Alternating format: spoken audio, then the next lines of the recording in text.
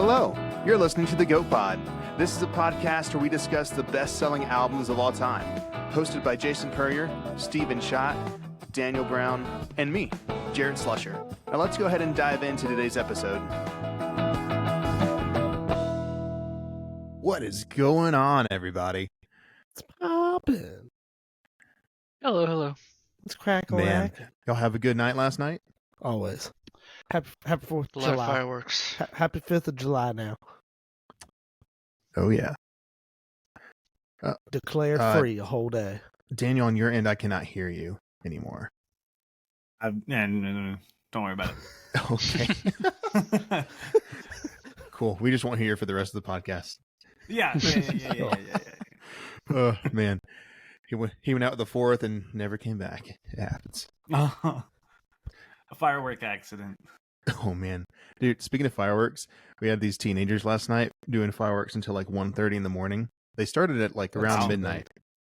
That's a wow. long time. Yeah. Like if it had been anywhere between 8 to 10, I would have been fine.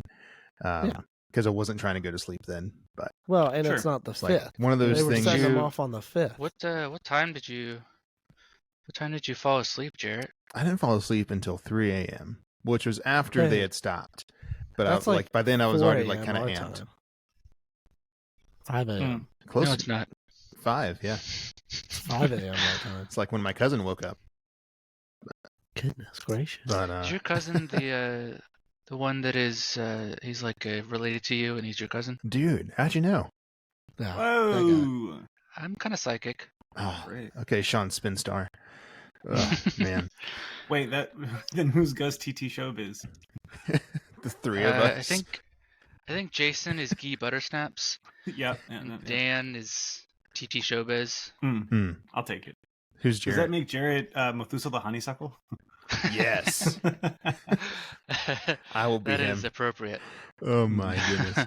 Yeah, I was really debating like putting up like go on Spotify and putting on some like white noise or whatever, but my wife can't like really take any sound. So she didn't sleep well either. But hey, speaking of Spotify, Jason, you've got an icebreaker for us. I do So they have a really nice set breakfast fire for to us. the rain, huh? You see, we're getting there. Nice We're getting there.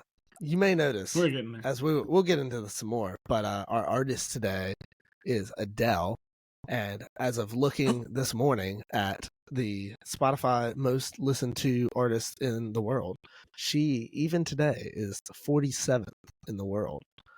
My icebreaker is to see if Wow. y'all can figure out who the top 5 are. And I will tell you All right. if you are right or wrong, and if you are right, what spot they are in. So we will go from Okay.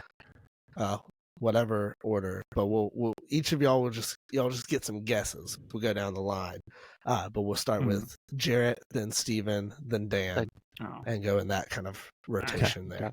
Okay. So Jarrett, I'm gonna guess here's your first guess. for number 1.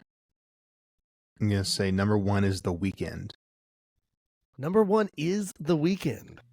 Number 1 is The Weeknd Awesome. at a little over 106 million monthly listeners. That's So- crazy. That's crazy. He's still there. All right, so The It's- Weeknd is That's number crazy. 1. Beans, what you got? Any top 5. If you nail any of them, I'll give it to you. Wait, Lil Durk, No, Lil- Little Dirk. Lil Fountain Pen. Just making up names. There's no We're just- no Lils anywhere Lil in Piss sight. Pants. I Oh, see no Lils anywhere Not in since sight. 2008. all right. At least I'm narrowing it down. We're narrowing it down. Yeah. All right. So Dan, now that it's been narrowed down, who do you have? Yeah. T Swizzy. T Swizzy's number 2. T Swizzy is number 2. Okay. All right, so we have 1 and 2, Weeknd and T Swizzy. Back to Jarrett. This is where it gets a little Ed harder. Sheeran. Ed Sheeran is not. Ed Sheeran is Oh. like 15th or Say 16th. He's down there. Wow. Okay. Wow. Okay. Yeah. Man, times have Surprising. changed. All right. Beans, back to you. I'm gonna go with Nickelback or Drake. Drake is close. Drake Four. is 10. Drake is 10. I have no idea if Oh, Nickelback dang. is on here, but Drake is 10. So you're getting Nickelback is close. like 700th, probably. Wait, sorry, he's 11. No. My next guess, Rolling Stones. No. All right. We'll do one last round. Mm. Jarrett, who do you have? Oh, man. Sabrina Carpenter. Sabrina Carpenter is number 5. That one was Hey. Wow, that's a Whoa. good. I'm hype guess. about that, That's but I was good. not prepared for it to be true. So we have 1, 2, and Wow. 5. We're missing 3 and 4. Last guesses, Beans. What you got? Let's see. I'm gonna go with William Eyelash. William Eyelash, formerly known as Billie Eilish, is correct. Billie is the number 3. Number 3. So we have Oh, 1, nice. 2, and All 3. right. Number. Yeah, her Weekend, her friends Taylor, call her Billy, Will. somebody, and then Sabrina Carpenter. Let's see if we can get number 4. Dan, who do you have? Golly. I got one more left. All right, Dan, it's up to you. What are you looking at, Dan? So you look off to the I can side. share my screen right now. It's the Adele Wikipedia page for 21. Oh, okay. Hey, I have that just open too. I didn't want you to be looking it up. Yeah. No. Cheating. No research. I want. So give me more information on this All right. list. this like, is Who's the determining? this is Spotify based on monthly listeners. Who's the most listened to in the world Monthly right listeners. now? All time? No, just right now. Or like At the this moment. month? Right, Oh. at this It's moment, like if right you were now, on Spotify, who's the you go to the 5th artist most page, listened? you go to their about. Right. Yeah. Who's the 4th most listened Tell to him how to person get right now? to that information. Yeah. Well, So you do what, and it goes where? Well, you can't get to Okay, the list. okay, You okay. just if you're on an artist, like if you went to Ed Sheeran's You can page see it. and you go Like- down, there's like a blue Sure. circle and it's like Is 147 Travis whatever. Scott on this list? I did see Travis Scott, but he is not number 4. He's not number 4. He's one above Ed Sheeran. So Wow. that is not it. But for y'all's information, number 4 is Post Malone. Post Oh, Malone, man. number 4. My brother's gonna be so mad that I didn't guess that. So yeah, so our top He's a 5: big posty. The Weeknd, Taylor Swift, Billie Eilish, Post Malone, Sabrina Carpenter, and just barely missing Mhm. the list, just so y'all know, Rihanna, Eminem, Coldplay, Ariana Grande. Wow. So that Wow. and rounding off 10 is Big David names. Guetta, because I didn't say all shit. Mhm. So Wow. 47th on the Still list at it. though is our artist for today. So Jarrett, I'll pass it back to you. Who we talking about? What we doing today? Yeah. Well, we are talking about Adele today. Adele's album 21 that came out in 2011, January 24th, starting off the year strong with this one. This is her second studio album. So before this was 19, and then she decided to continue with the age theme with her titling of albums. So we got 21, which I didn't know this. I didn't know Adele had more than one name. She actually has 4, but I'm just going to do her first and last. Is Adele Adkins. Is Dazeem one of them? No. No, Bummer. it's, Lori Blue is the other 2, but Yeah, Adele, Lori Blue. Her name's not Atkins. Adele Dazeem. No, Hmm. that's So, I feel that's like being known by Idina one Menzel. name is like the height of success. yeah. You've got Selena. Thank Well, you. I guess now there's too many Selenas, so I don't know what Selena from the 90s would have to do now. But anyways, back to today. Beyonce.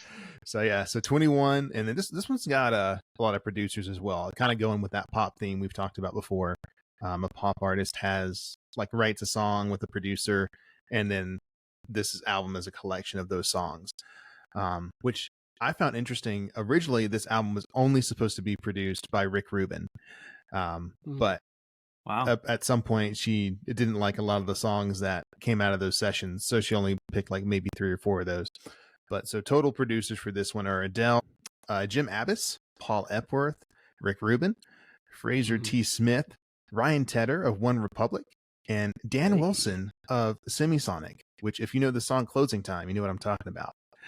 So she recorded this during May 2009, so kind of like a year right after 19 came out, and then she took a break and continued through October 2010 at a bunch of different studios. And I'm just going to name a few here. So there's AIR in London, which if we remember from the Dire Straits album, they recorded it at the sister studio to Here, this one. Montserrat. Shangri-La, yeah, Montserrat, and then Shangri-La in LA, which Mouse rat. was with Rick Rubin there, and then the California Patriot in Denver, which is apparently Ryan Tedder's studio there. And so, as I said, she stopped, like she started recording and then stopped because she didn't have really any kind of inspiration for recording at that point. But then the relationship she was in ended. And so obviously, kind of as we've seen with a lot of artists, once you are exiting or have ended or a relationship has ended, that fuels a lot of fire for creative output. So she started up sessions with Paul Epworth, Fraser Smith, and Ryan Tedder. And obviously we've got some fruit from that. And then also continued with Greg Wells, Dan Wilson gave us One and Only, and then continued sessions with Rick Rubin. And then at some point, the last session was again with Dan Wilson, and that produced Someone Like You. So Someone Like You was the very last song that was ever produced and written for this album. So a little bit of a scattered recording, but I would say it's a pretty good one. So, Steven, do you want to hit us with that track listing? Yeah, I'll hit you with the track listing. We got Rolling in the Deep, which was a single. Rumor has it, another single. The Turntables, Turning Tables single. Don't You Remember, Set Fire to the Rain, it's another single. He Won't Go, Take It All, I'll Be Waiting, One and Only, Love Song, which is a cover from The Cure, which I didn't know that actually, and then Someone Like You, which was another single. Awesome. And that's all. Sweet. Wow. And I wanted to, before we jump into lyrics and themes, I wanted to ask all of us, with a title name like 21, and also now that we know what the names of the songs are and we've listened to the album, what kind of emotions and feelings does the title 21 evoke? Sadness. Mm. No, I for Americans it would be like associated with like drinking and stuff, but British people have been drinking since The babies. womb, yeah. So Yeah. But for me, 21 is like you're an adult, but you're still young and stupid. So it's like there's all these expectations for you, but you don't have a good brain yet. I think You're in the your world, but like you're figuring your it cortex is still developing. They say it's like 25 when it is done. So Yeah. I think Gotcha. generally, like, I would initially, if somebody said, "Hey, there's an album entitled 21," like, I think I would immediately think it's a happier album. Like the expectation is like, "Hey, you're young, you're partying or whatever." Not even partying, but just like having a good time. Like I just think of like, "I'm feeling 22," like that feeling is 1 year past. Yeah. Like, and if you're feeling that way at 22, just imagine how you felt at 21. And so, like, you expect it, but knowing like she just came out of a relationship, you're also seeing like, if you then know it's about a relationship, it's like, okay, it's going to be ultra, like it's hitting even harder maybe than it would at an older age or even a younger age. Because it's kind of that kind of tipping point of like, hey, I can see the rest of my life in front of me, and this relationship didn't do it, so what am I gonna do? So it's kind of that fun tipping point between both of those feelings.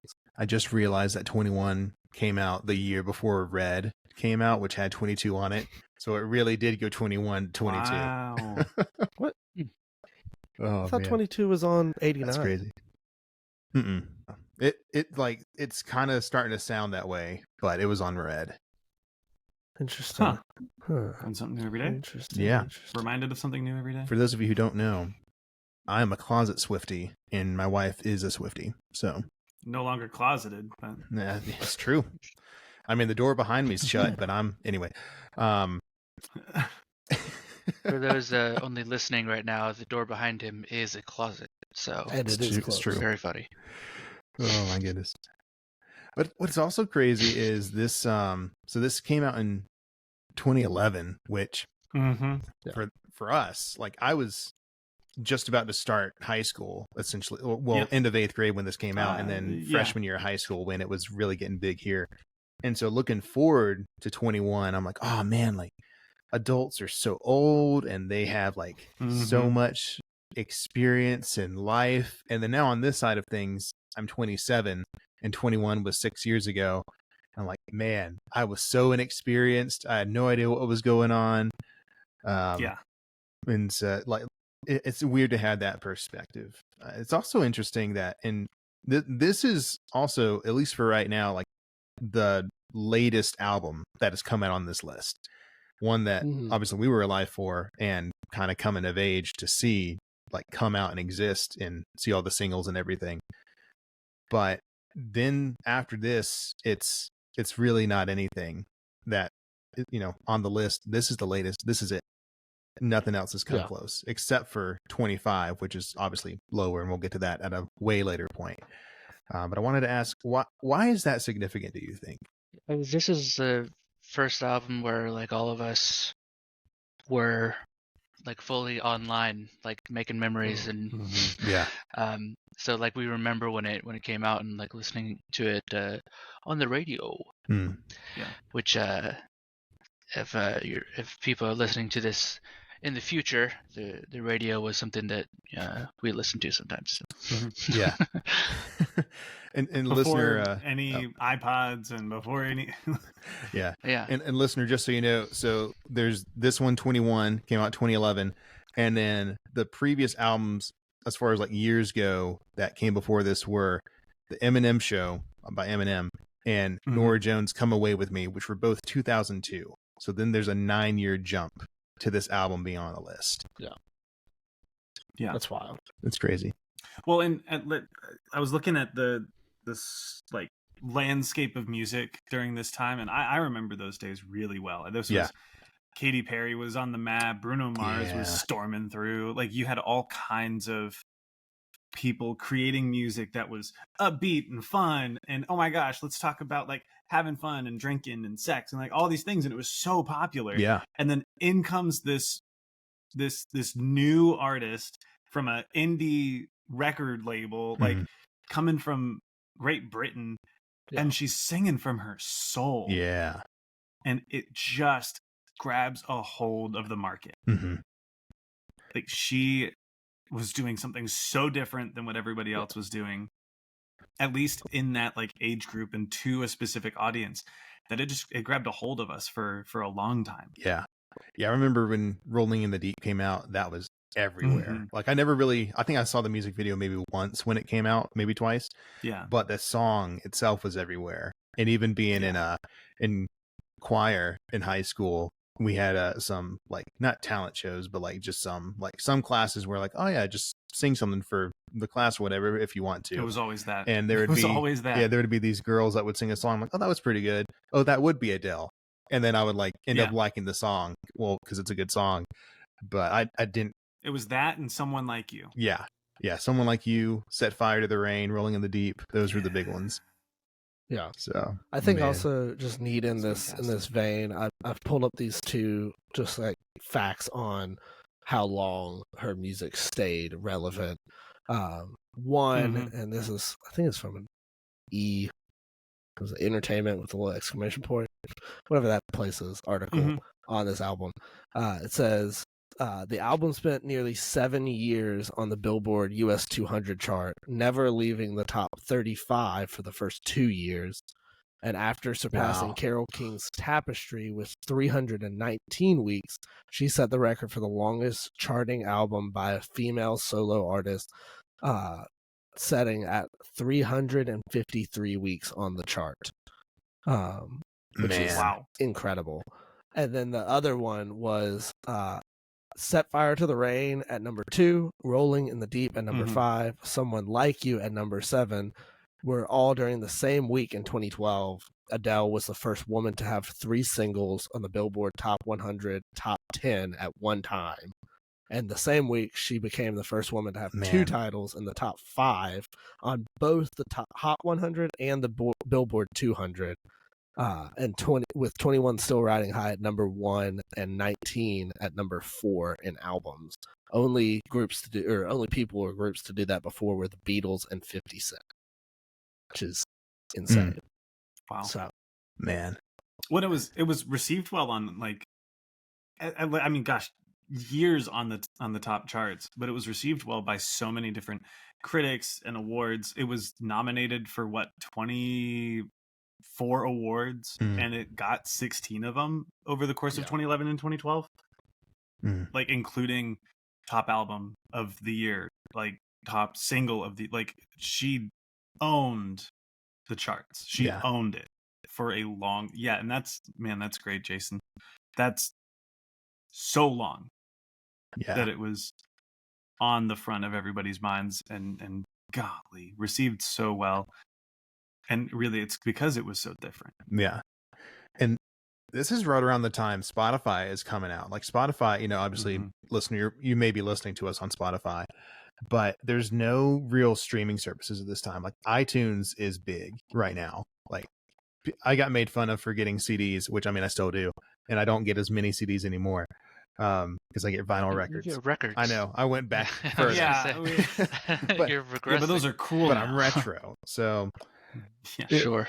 But it's interesting to see now, like, some people have asked me, namely my wife, like, why don't y'all talk about Taylor Swift on the podcast, or like one of the albums? Obviously, we talk about Taylor. It's like, well, one, she's not on the list because we're going through the best-selling albums.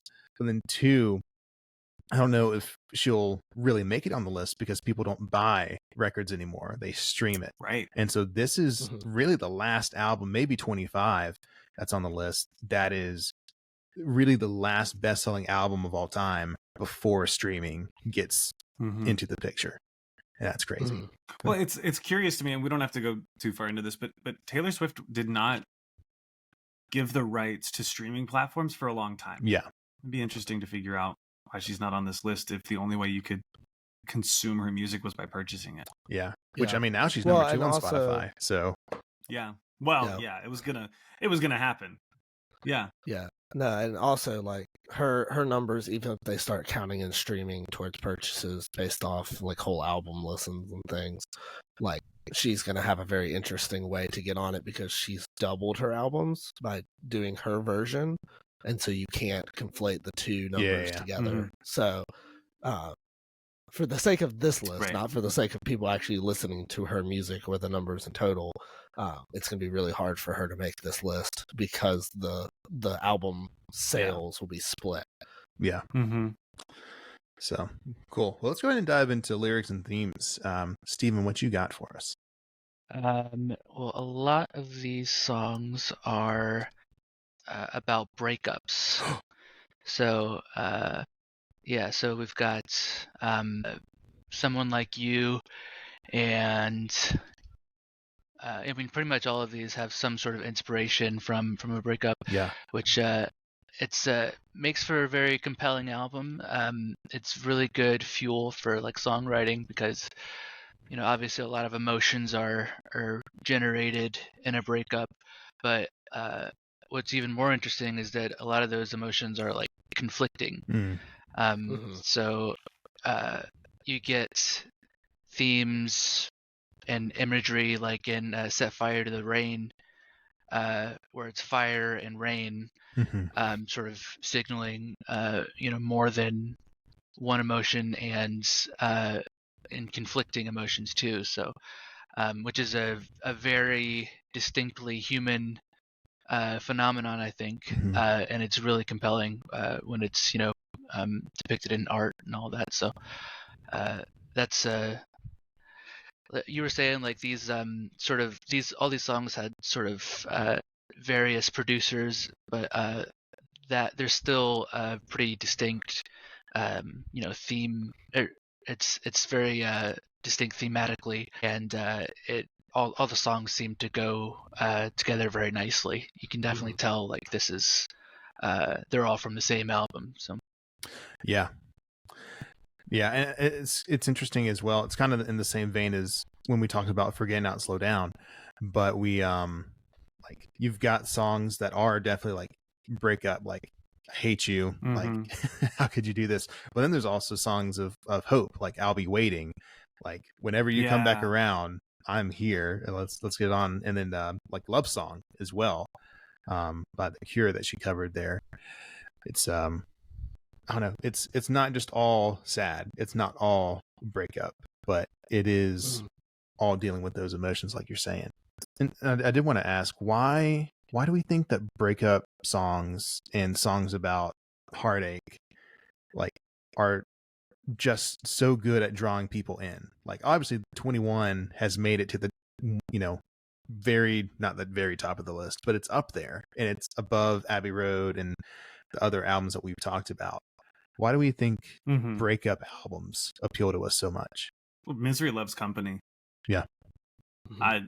We just consume the ability to just be in sorrow with one another, and it's something that everybody will experience.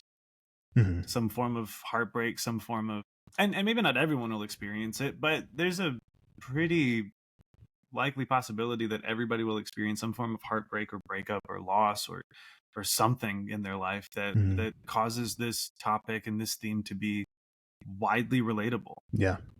I guess more generally, making art and music about something that's really sad and sort of gut wrenching is very compelling, because when you're suffering and it just seems senseless and chaotic and meaningless, then that's like the worst kind of suffering. And then if you can make art about it, that sort of adds some meaning and depth to what you're going through. So when you can make a really good song about something that's really painful, that's very cathartic for people. Yeah. Yeah. I think there's the guy EY or Yip Harburg, who's the guy that wrote Somewhere Over the Rainbow, a bunch of different things in The Wizard of Oz and stuff. He has a quote that often gets brought up. It's, words make you think thoughts, music makes you feel a feeling, and so a song makes you feel a thought. And because of the thoughts and like the mental things that happen in the extremities of life, in the most happy moments and the most sad moments, breakups being one of the most sad, heart-wrenching ones. There's so many thoughts that you are also feeling at the same time, and it's hard to conflate the two. And song is something that does that very well. That takes both the thoughts and the words that you are thinking, and then adds your feeling to them in a way that just speaking them doesn't. Yeah. Adele also gambled here. She had every song was about, and maybe not I'll Be Waiting, but every song was about this loss. Every song was about this heartache. And it's, I don't think, and I'd have to do some more research, but I don't think it's typical of an album to be entirely about one breakup. Yeah. And she just goes, no, we're going to sit in this. We're going to experience this. We're going to live in this moment, and it's okay. Yeah. And that is permission that causes people to just grab a hold. It's like, no, I can be sad. I'm allowed to be sad. I don't have to go out on the town, or I don't have to, find the next or whatever it is. Like, I can be sad for this moment. Yeah. Yeah. And not even Tortured Poets Department is about the same guy. I guess technically it's between 2, maybe 3 guys, but yeah, like, it always comes back to Taylor Swift. It does. It's hard not to. It's really hard not to. It just comes up so organically. All roads lead to Taylor. But cool. Yeah. So does anyone else have anything to say about the lyrics? If not, then let's go ahead and jump into some musicalities and needities. Well, it's important to note how stripped down this is. Yeah. How simple it is. How unlike, I mean, one of the albums to, or one of the, even just the songs to compare it to is Bruno Mars's Grenade. These came out around the same time. Yeah. And even Red came out the year after. Like, all of these big production value, like gigantic files of music. And she comes out with something that is entirely acoustic. Yeah, pretty much. Wouldn't you say so, Jason? They use some stuff, but it feels acoustic. Sure. It has the feeling of Yeah. acoustics. I mean, someone like you is just her and the piano, and that's probably. I mean, acapella would be as bareback as you can get, but that is pretty laid back, stripped back.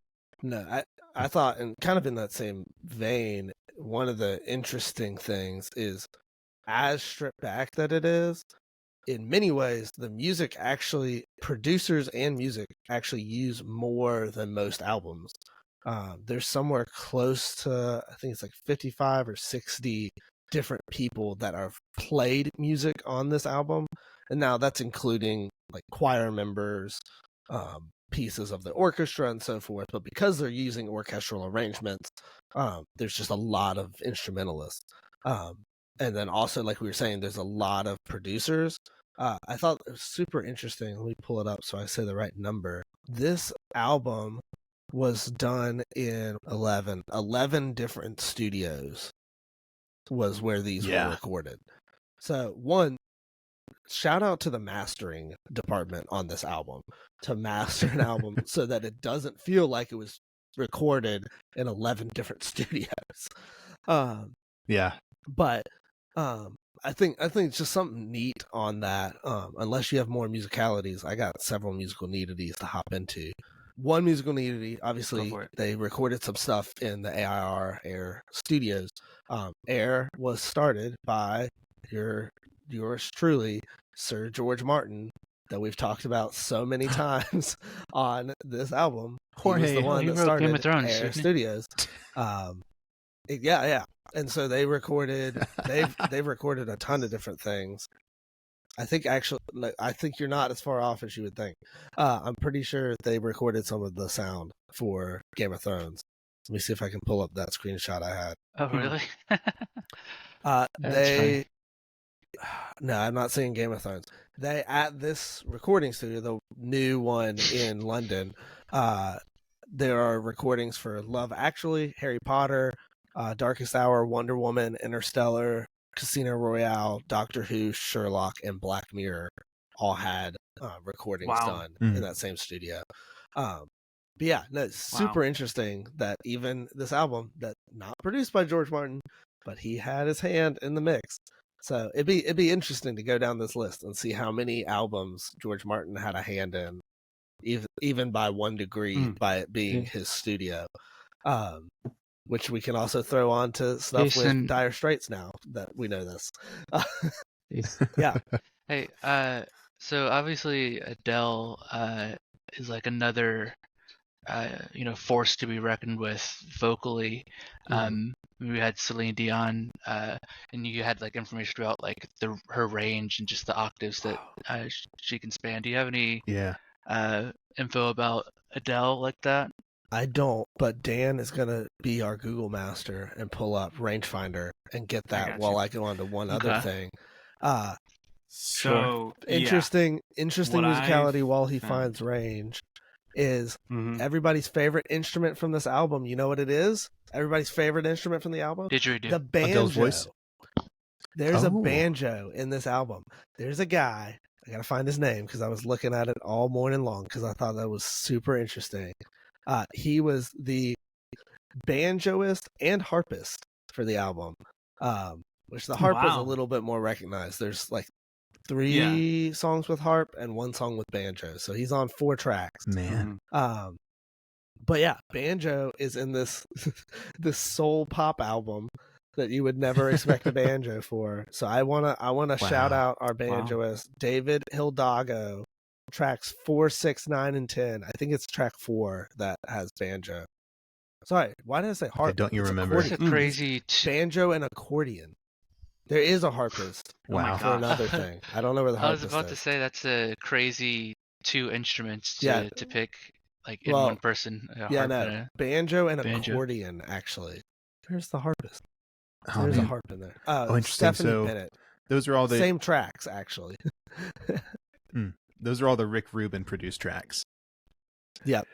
Oh, very nice. So, yeah. I think he when Rick was producing it, he wanted a fuller band sound. So we have like those songs that have like the band. Yeah.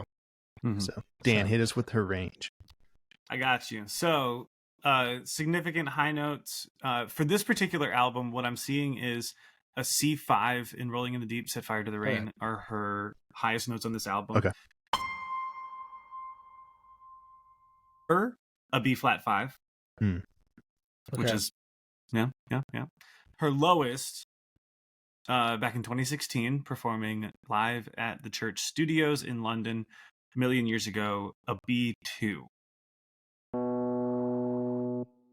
Okay. Oh, wow.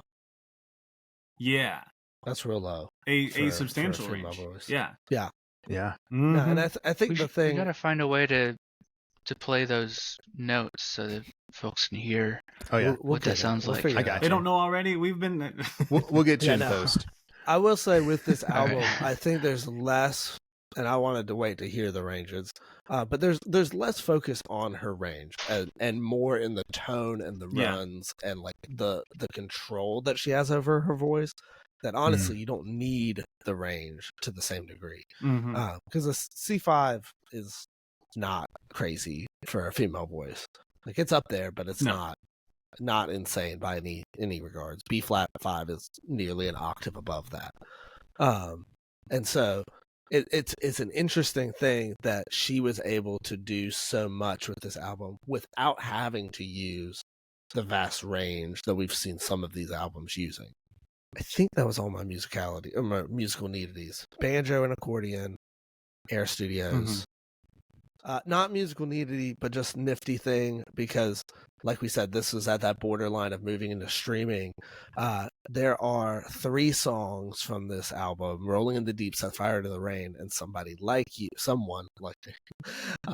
that have hit the 1 billion streams on Spotify. Wow. So they've each hit, I'm sure, plenty over 1 billion, but each of them have gone over 1 billion streams, which is incredible.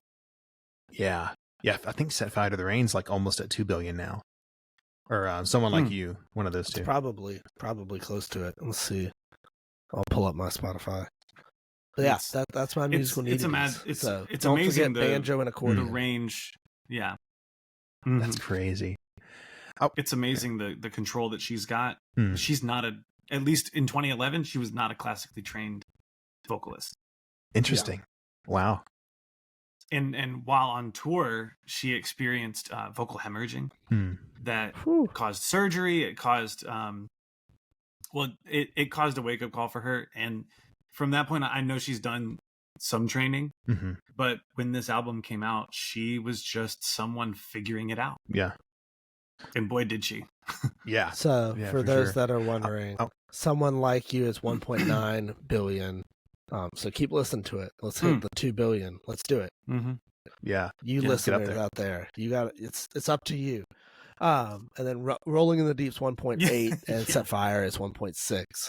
So if we all listen to it a couple million more times. You're telling people I love how you're telling people to listen to Adele like you're telling people to go get out there and vote or something. Yeah, get out there. Pokemon, go listen to Adele's album. That's awesome. Put it on. I wanted to ask overnight. Listen early, listen often. Gotta work together as a community.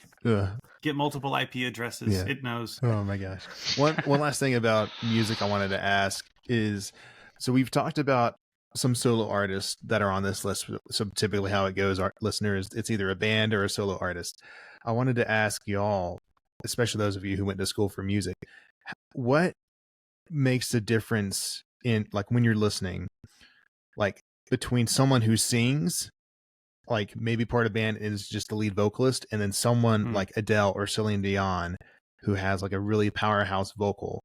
Like, how can you tell if someone like makes their living from singing or is just doing the main melody of a song? Wow. So That's a great question. I didn't go to school for music, but I think what separates someone who sings like very, so someone like an artist who can sing and make you feel something, I think what separates them from someone who just sings very technically is, I guess, if they're just actually feeling the song and their hearts in it, because there's Mm. people that can sing like every note perfectly and sing and just not miss a note, and then but you don't really feel much when they're it feels very detached and technical. And then there's people like Elliott Smith. I don't know if you guys know him. Mm. He wrote Between the Bars, but he's you listen to him and he's definitely not technically trained, and his voice isn't especially good.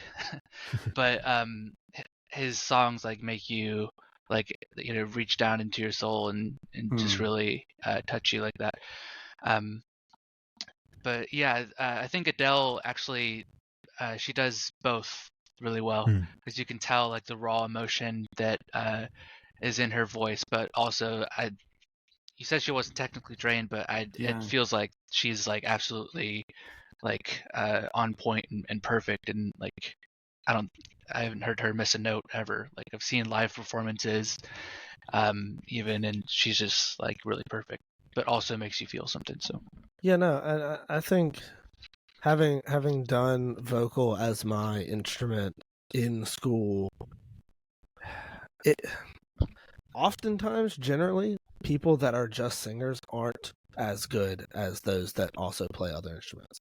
So for me, when I hear a singer that is just a singer that doesn't do a band or doesn't play another instrument, and can do it, it's more just impressive to me. I That's not to say that Adele can't play instruments. I don't know what Adele can play, Right. but generally I notice almost less musical aptitude, and so oftentimes they'll be really focused on the runs they can do or how high they can sing, which are all incredible, but they can lose some of the musicality of it. And Adele doesn't do that. Again, I don't know. She may play piano. I don't know what Adele does in her side gigs. On this album, she But, just sings, are her credits. Yeah. Well, Okay. and there's a lot of, I mean, Taylor on her stuff mostly just sings, but she can play guitar and piano. Like maybe not piano. She can play guitar.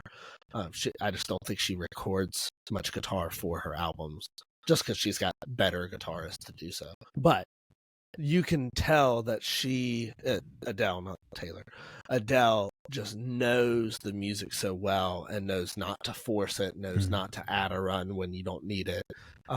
That you recognize that she is musically apt in her vocal usage, in the way that sometimes really, really good singers that can't do other instruments may not notice, because they're just trying to hit some sort of a peak. And you notice it in athletes too. It's like you find an athlete in basketball that's a really good 3-point shooter.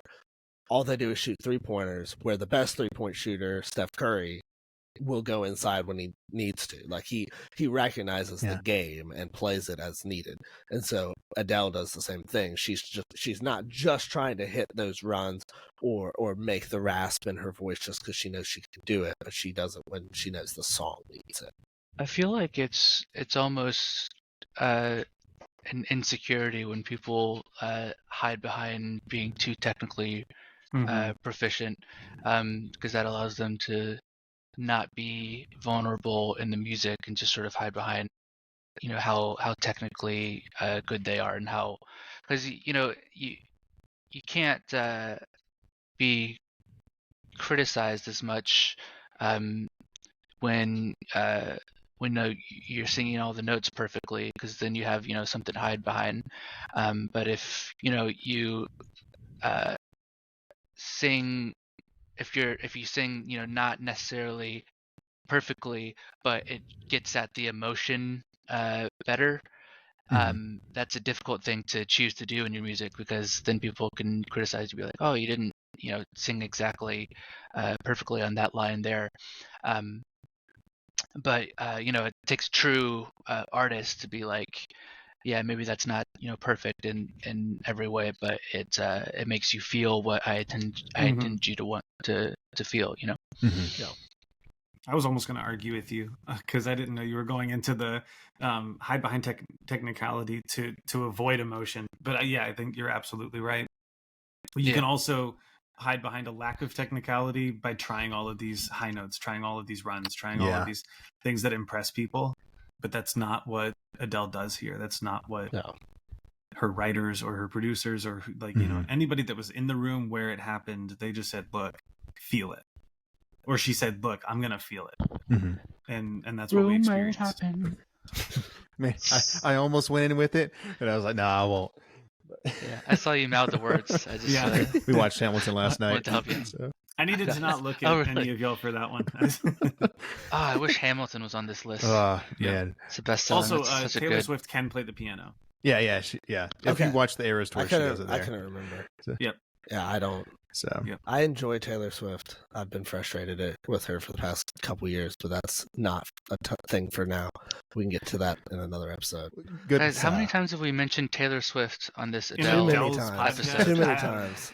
She's gonna be so mad at us, Adele. I know, right? Because I know Adele listens to this podcast. Hey, we're just rolling with it. Like speaking Adele of music videos, there's only 2 of them. So, does anyone have any note on the 2 music videos for this album, which are Rolling in the Deep and Someone Like You? The videography for Rolling in the Deep's very good.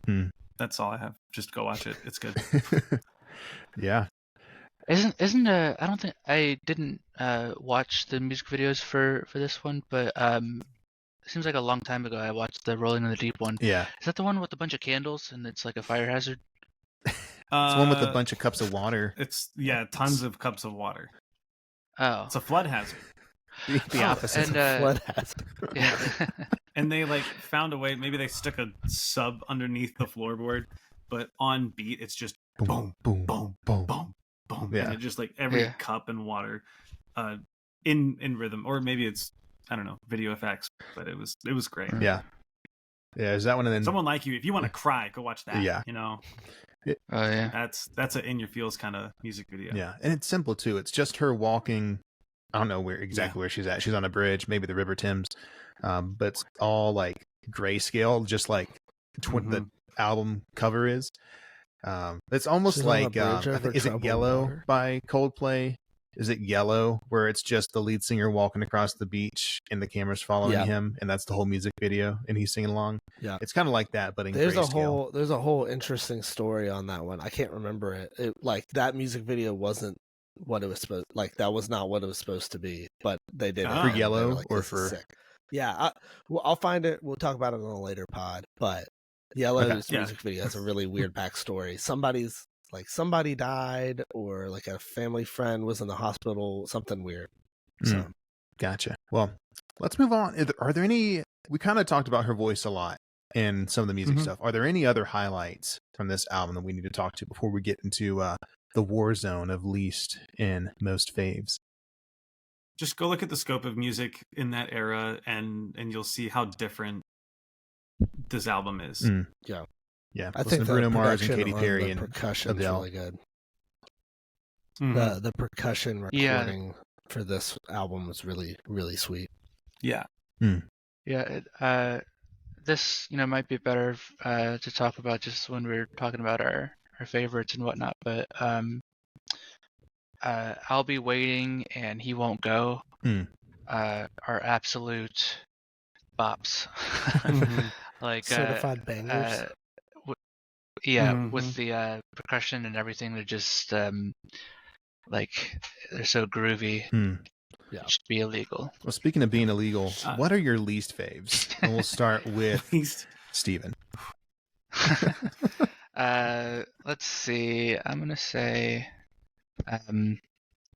One and Only, because I just didn't jive with me as much as the other ones, but also I kept on mishearing the lyrics, and I thought she said one and only, and I was like, that's cheesy. So, which I can't hold against her because that's not what she's saying. But but still, I didn't. This one didn't resonate with me as much as the other ones. Gotcha. Alrighty, Bald Eagle. How about you? I'm debating. So it's tough. Like they do, with such a short album, which is sweet. Because we've been complaining about the long ones. And only 11 songs, and so many of them hitting top 100. Like, there's not a bad song in this one. And honestly, like, I if she had been back in like the 80s and could have had a few more years of album sales, who knows where this sucker would have landed on this list. Oh yeah. Yeah. You know, I'm not sure, man. I've been going back and forth. I almost want to say a hot take, but I think it's less that I dislike the song and more that I'm just old with the song. And it's Okay. Set Fire to the Rain. I think it's going to be my one. I like Set Fire to the Rain a lot. I think it's just been overplayed for me. I think it's been overplayed for me. And so I got to it and I was like, oh, okay, cool. Whoa. You know, you messed up when Daniel goes all Italian on us. Oh, it's either that. Oh my god! It's either that or don't you remember? You're breaking my heart. I'm not sure. What are we doing? You go lick rocks now. I think I just heard it so many times on Italian. 101.5 at the pool that yeah. Well, Gosh. that's like all I can think of. I will say that is understandable. It's too much of a good thing. Yeah. But I don't know if it's that I dislike it or it's that. Gosh. I think it's just an overplayed thing. And so if not that, I'd probably go with. So it's not her fault. It's not her fault. It might be. It's like it reminds me of Good Will Hunting. It's not your fault. It's not your fault. It's not your fault. I think everybody It's else. 101.5. I think the other thing that ruins it for me is, again, not her fault, but so many people have tried singing it and ruined it. Yeah. That every time I hear it, even if That's it's her, true. I can only think of all the people that have ruined it by trying to sing it and don't do it well Yeah. on like The Voice or whatever. To the rain. What? You said Watch it burn and touch your You face. said So Fuego maybe it's to not my Lorraine? least favorite. Lorraine, no. I'm going with a split decision on that and Don't You Remember. Okay. I think I'm probably going to sit on gosh. Don't You Remember though. All right. Okay. You're allowed to not like a song, but golly. All right. That one. Dan, what's your hot or cold take? I'll Dan's be getting all waiting. uppity. It's I'll be waiting. It just doesn't fit for me Okay. in the album. Messes with the Oh, Mm. that's like one of my favorites. flow. Okay. Mm. It actually is. Like, Wait, Jason, You're what was your talking- favorite? Oh yeah, talking no, shit I about, like All Blue Lady. I Jason. think it fits really well. Man, I was gonna say I did not. mine was Take It All. That was Really? a dip for me. Hey, Jarrett, question for you. Yeah. What was your least favorite? You know, I'm gonna say exactly what I just said. wait, A few seconds before ago. you answer, Yeah. I did want to know what was your least favorite. Well, I'm gonna flip the tables on you. What, Steven, was your favorite? Oh, Huh. answering a question with touche. a question, I see. Hmm. Yeah. Didn't expect that one, didn't you? This our 13th podcast Yeah. Yeah. or 12th. Whoa! I didn't think about this. Also, I wonder if anyone who listens to this knows our actual names? They Some don't of them need do. to. Yeah. We've said them called, at some you point. know, They're in the Jason- intro. Just so you guys know, Jason is Bald Eagle. No. That's what that was. Stop confusing. I've me. not and- been called by my name on here today. I've not called Jarrett 26.166666666 repeating. Like, It's my radio handle. it's a bit cumbersome. Yeah. yeah. What was the question? What was your favorite song? My favorite was He Won't Go. Hmm. It was, like I was saying earlier, it's a complete and utter bop, and there's no denying it. Yeah. So, it was, for me, it was between He Won't Go and I'll Be Waiting, but He Won't Go is like more edgy. So I'm gonna go with that one because it's more angsty Man, all right. and mean. I like You Won't Go as well. You won't go. That was my bad Oh, I person. hate it now. I don't like it. That was my least favorite. 27 and a quarter. What was yours? Rolling in the Deep. Hmm. Yeah, That's fair. Word. That's Word. fair. I just So cliche. maybe. I'm fine with the It's like I'd cliche, say- especially after last it was great. episode. Yeah, Hey, we hit all the singles pretty much. yeah, we did. Yeah. No, it's really good. Hmm. It's really good. The music video is really good. Yeah. This is one that was not oversung Yeah, Like it was sung a lot. and I agree, and that's but- the thing. I agree. It's also oversung, but I like Rolling in the Deep still. Yeah. I'm gonna go to myself real quick because Hey, Jarrett. I'm gonna say my least favorite was Take It All.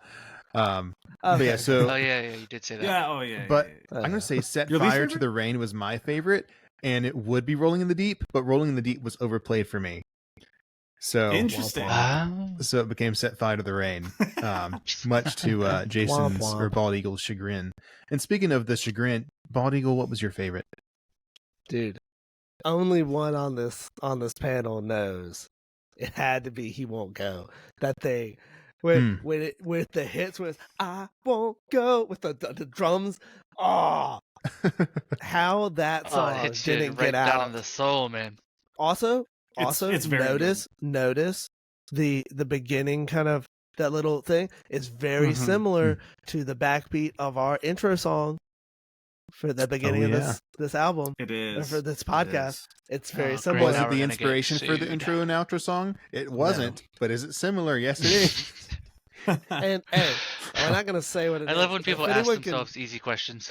if anyone is able to message us on what the song that was the inspiration for our intro song and get it right, I'll send you personally $25. We'll give you $1,000. I will Venmo request Wow. you. Yeah, I will send you $20. 25. If you can figure Let's see, out how what quickly this can I song make was. a fake account? No, I'll know. I'll know it was you. Ginger Oh, Boy man. 25. I'll know. Oh man, bummer. Whoa. He knows. That's Man, offensive. there were He knows 24 us. others before we got there. Only I can call myself that. Oh my gosh. Well, hey, that's our least faves and our faves. Our faves playlist is on Spotify. Now we get to the real journey where we rank. Are we gonna make a least faves playlist? We should make a. We should at some point. We could. The We've worst discussed thing to that listen before, to. and I think all of us agree it's a bad idea. Some people would like it, Oh, and it others is. people would be like, "Yeah, I could see." Some people would be like, "Oh, this is their faves, least faves. Hey, what are they it's- talking Then about?" we It's get to listen mostly to Dire Set Straits. Fire to the Rain. Yeah. Hey, Yeah, there you go. They'd be You so have to- confused. They'd be like, "Who could have this as their least favorite?" Oh, Yeah, they'd know. They would know. Oh my gosh. But we'll All right, let's put get in into the it. Let's- cover. let's get into a the album bad ranker. cover of it. That's what we'll put in there. oh yeah. The reason it's your least The favorite. reason it's the least favorite. All right, album ranker. All right, Album ranker. 27.16 repeating. Alrighty. So let's go kind of that same order. Beans, where are you ranking this? I'm gonna put this right below Metallica at number 4 on my list. All right. Above Supernatural and below Metallica. Okay. Interesting. Yeah. Interesting. I was digging Adele. Word. Alrighty, Bald Eagle, where are you putting it? I'm in deep like internal debate at the moment. So if we can pass on while I decide. Alrighty. 27 quarter. Yeah. This is tough. I would have to. I'm between. I'm. Oh. It's so. Oh. I'm really. Daniel's torn. falling apart right now. I can't do anything today. I'm gonna have to go take Are a you nap gonna after do this. it? Oh my Yeah. gosh. I would have to say it is my number 3. Hey. Numero trois. Yeah. We both put it right above Supernatural. Mm-hmm. Dude, I'm in a. It's hard I'm to in do. a It's a good deep album. internal It's so debate. tough. Jarrett, if you are ready, Yeah. do yours, and then I'll Yeah. talk mine out so y'all can hear. Okay. What do you got, Jarrett? I am. This is what we wait for. I'm gonna put Wow. this at, in between Abbey Road and Let's Talk About Love. Whoa, So I'm gonna All match right. Steven with 4 there. man. So here's my Alrighty, man. predicament. Makes sense. Okay, hit us.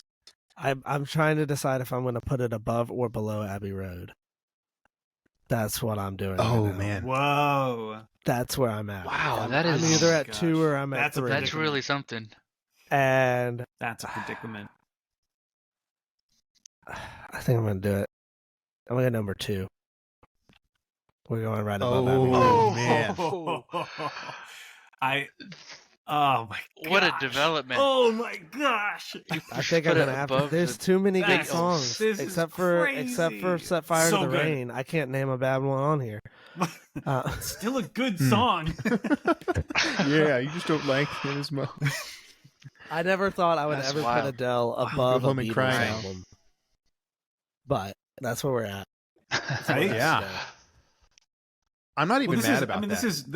This is the beautiful part about listening through all of these albums is we know 2 or 3 songs on every album, but not every song, and we're getting to experience all of it. It's man, that's why mine's as high as it is. That's why it's above Supernatural. Man, I think we broke a tie now. Dan, do you want to hit us through that rank? I got you. All right, so still at the bottom is "Dot Dot Dot Baby One More Time" and "Brothers in Arms." Yeah, that tie won't go away at anytime 11. soon. Not a chance. At number 10, and it's not that they're bad albums. It's just, okay, number 10, "Dangerous" by Michael Jackson. Number 9, "Born in the USA." Number 8 is "Let's Talk About Love." Tied at number 6 is "Appetite for Destruction" and "The Wall." At number 4 is Sgt. Pepper's Lonely Hearts Club Band. At number 5 is Supernatural.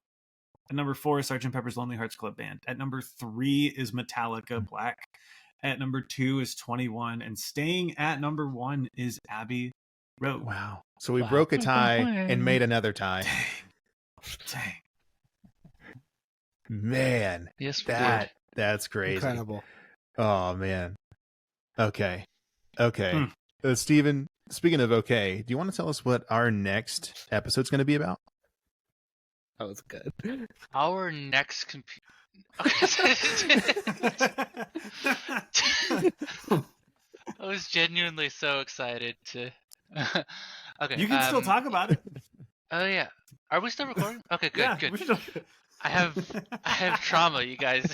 We haven't had the okay. outro yet. Our next album we record, we will be doing "OK Computer" by Radiohead, which is my personal favorite. And "I'm a Creep" And a weird is not on that album, so boo. but it came out in '97, and so did I. Why? So did I. So Oh wow. Yeah. I'm So didn't pretty I. excited about it. What? Oh. Steven, why did you choose that album? It's just a perfect album. There's like not Thank a you, bad Steven. song on there. That concludes this episode of the G.O.A.T Pod. If you enjoyed this or didn't, feel free to let us know by emailing us at thegoatpodemail@gmail.com or DM us on Instagram at thegoat_pod. Thank you so much for listening, and until next time. It's my favorite album because I love. It's so sad, but.